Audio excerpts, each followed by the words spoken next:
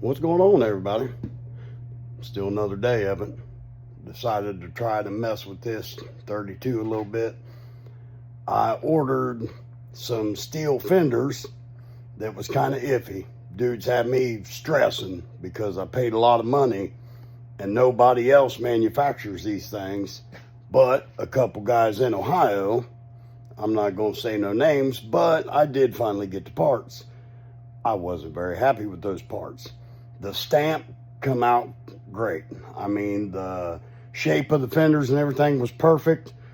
They double stamped them where the die is for the bolt holes. So needless to say, I got to spend a day fabricating, closing holes that shouldn't be there, because you take a hole that's a ½ inch wide, then you turn it into a inch wide offset. Man, that ain't what you expect for the amount of money that I paid for these two fenders. But nevertheless, they're on there. They're the real deal steel. But then again, looking at it, this thing sets up too high. I'm all about being slammed to the ground, but I'm thinking those are 18-inch Corvette rims, and I'm gonna have to take some of the shock. I don't know, I'm gonna have to do something. Of course, it's got adjustable 4-link and all that stuff in the rear. Then again, here's all decided to dynamite everything.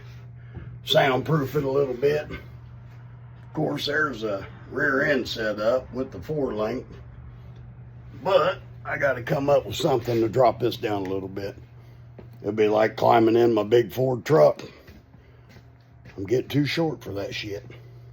But we'll see what happens. I got the frame painted, set down on there to get my measurements where I need it. But little by little, of course, I had a couple customers' cars I had to get done and fight with, and everyday situations around here.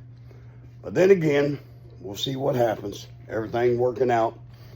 Because like I said, I've got fiberglass kit that's got the fenders, the lowers, the kick panels, front fenders. I got front fenders over there. I've got everything steel, and I've also got everything fiberglass. I would rather have all steel, of course. Some of these old school guys is all about the real deal steel.